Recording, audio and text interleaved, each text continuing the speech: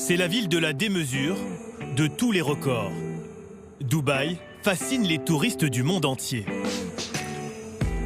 Ce matin-là, Didier Domé, directeur d'une agence de voyage française basée ici, vient chercher ses clientes à leur hôtel. Bonjour. Un groupe de 4 Parisiennes en vacances. Alors, prêt pour la visite? Bonjour. Bonjour, ça va? Il les emmène voir le symbole de Dubaï que tous les touristes veulent admirer, la Burj Khalifa, la plus haute tour du monde. Alors, Burj, c'est un mot arabe qui veut dire tour. Et donc, vous allez monter au 124e étage. Il faut savoir qu'entre le pied de la tour et quand tu es au 124e étage, on a 6 degrés de différence, en moins. Ouais.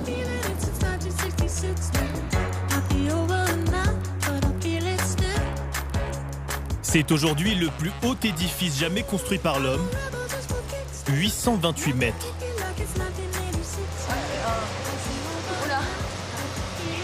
En haut, c'est impressionnant, mais ici... Les touristes, comme ces 4 Françaises, ont accès au 124e étage de la tour grâce aux ascenseurs les plus rapides du monde. 10 mètres parcourus chaque seconde. Voilà. En 45 secondes seulement, elles atteignent cette terrasse qui donne sur toute la ville. Je suis pas trop bien, mais ça va. En fait, je n'ose pas regarder tout en bas parce que je me dis que je vais me sentir... Non, c'est trop impressionnant.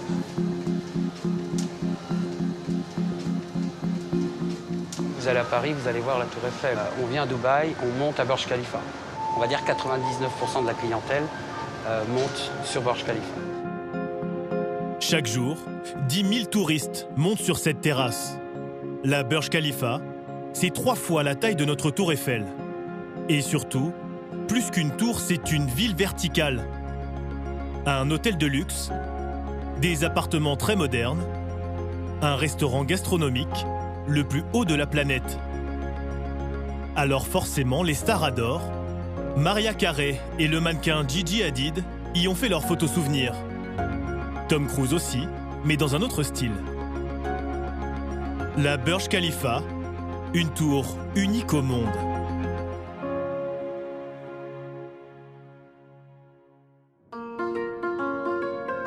Pour accéder aux étages les plus privés de la Burj Khalifa, là où les touristes ne vont jamais, il faut le faire avec le directeur de la tour, Ahmad Al-Falassi. Je vais vous emmener le plus haut possible, au 152e étage. Mais partout ici, vous avez la télé. Le 152e est l'étage aménagé le plus haut. Celui où les faucons viennent parfois trouver refuge. Ahmad Al-Falassi est très fier de cette tour, même s'il affirme que battre ce record de hauteur n'était pas prévu. Pour être honnête, au départ, on ne voulait pas être la plus haute tour du monde. On voulait juste être la plus haute tour du Moyen-Orient. Et puis, pendant la construction, on s'est dit, et pourquoi pas? Vous savez, à Dubaï, on aime être numéro 1. On aime avoir le plus haut, le plus grand. On aime avoir le meilleur. Construite dans le désert, la tour met 6 ans à sortir de terre. Un chantier pharaonique. Elle devait s'appeler la Burj Dubaï, mais frappée par la crise économique, Dubaï accepte l'offre de l'émir d'Abu Dhabi, le Cheikh Khalifa, pour financer son projet. Il donnera 10 milliards de dollars et son nom à la tour.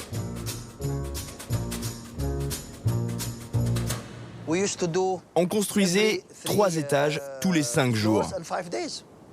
Mais la Burj Khalifa vaut chaque centime, chaque effort, chaque goutte de sueur.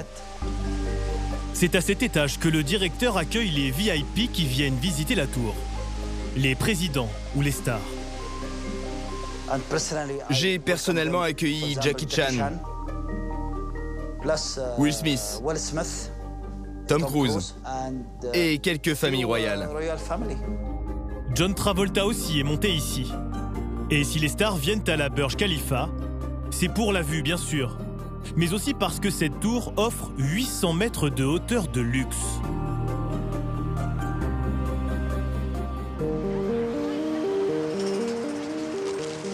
Retour au rez-de-chaussée, c'est un défilé de Porsche et de Rolls-Royce. Car le bas de la tour abrite un hôtel 5 étoiles. Pas n'importe lequel, il a été designé par le célèbre couturier Giorgio Armani.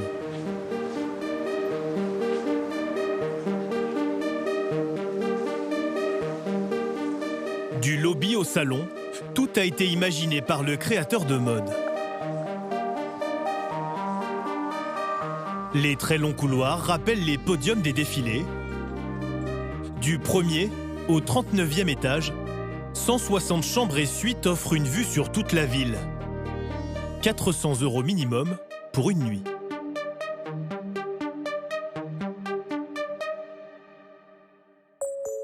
Au-dessus de l'hôtel, des bureaux, mais surtout 900 appartements qui occupent la majeure partie de la tour. Ils ressemblent presque tous à celui-ci, vendu tel quel, déjà meublé et décoré. Et la Burj Khalifa est un terrain de jeu spectaculaire pour les projets les plus fous de ceux qui cherchent les sensations fortes.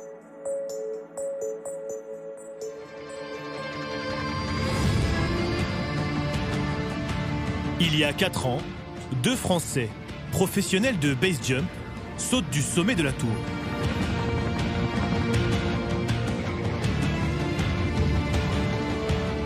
Une chute libre hallucinante, 828 mètres avalés en 15 secondes avant l'ouverture de leur parachute.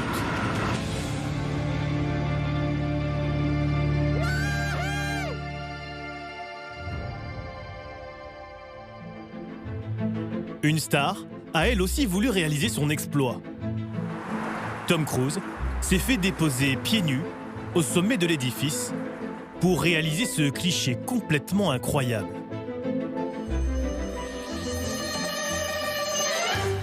Une photo prise à l'occasion du tournage du 4e volet de la saga Mission Impossible à Dubaï. Pour le film, l'acteur doit grimper sur la tour.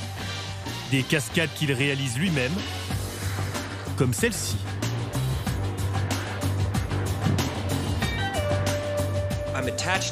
J'étais attaché à ce câble et je me propulsais dans les airs aussi loin que possible pour faire le tour de la tour, pour que ce soit élégant et que ça rende bien à l'image.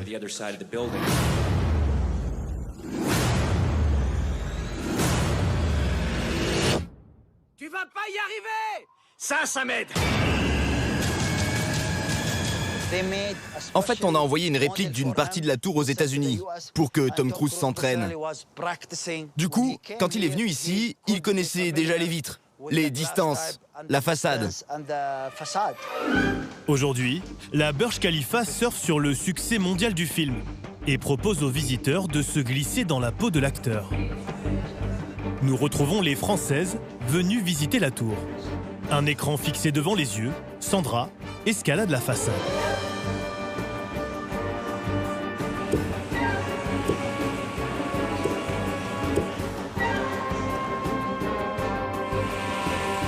Je vois toute la vue, je suis au dernier étage. Un jeu visiblement très réaliste.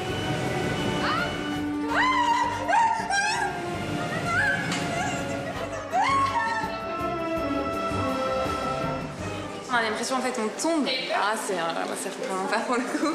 Et non c'est vraiment c'est génial. Certains tentent d'imiter Tom Cruise. D'autres sont Tom Cruise au quotidien. Beaucoup plus haut, dans les tout derniers étages, là où se trouve la machinerie de la tour, voilà les héros de l'ombre. Ils font partie des milliers de petites mains qui travaillent à la Burj Khalifa. Ces gars travaillent là depuis que la tour existe. Ils ont été jusqu'au sommet. C'est devenu une seconde nature pour eux.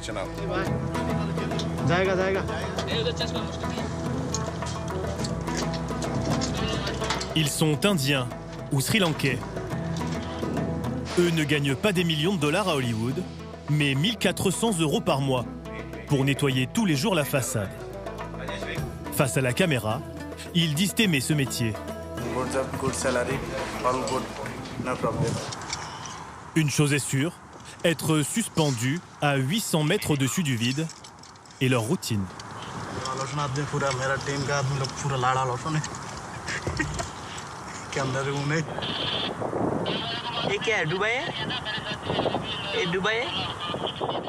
Tout est fait dans les règles, il ne faut pas s'inquiéter. L'équipement est très sûr, ils sont très entraînés, bien supervisés. Il leur faut 3 mois au total pour nettoyer toute la tour.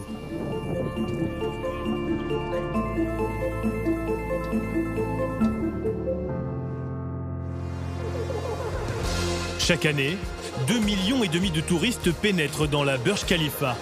Et la tour réussit même à attirer ceux qui n'y entrent pas. Car chaque jour, au pied de l'édifice, 14 spectacles de fontaines gratuits s'enchaînent, comme à Las Vegas, sauf qu'ici les fontaines sont 10 fois plus grandes. Pour plaire au plus grand nombre, les musiques du spectacle viennent de tous les pays. Pour charmer les Français par exemple, régulièrement les fontaines dansent sur un de nos plus grands standards.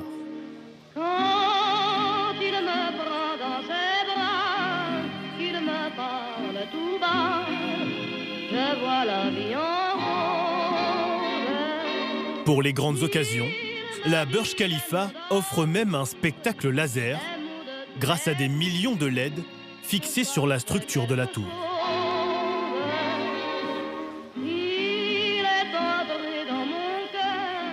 Aujourd'hui, Dubaï est déjà en train de construire une autre tour qui dépassera la Burj Khalifa. Elle devrait être inaugurée dans 2 ans et dépasser 1 kilomètre de hauteur.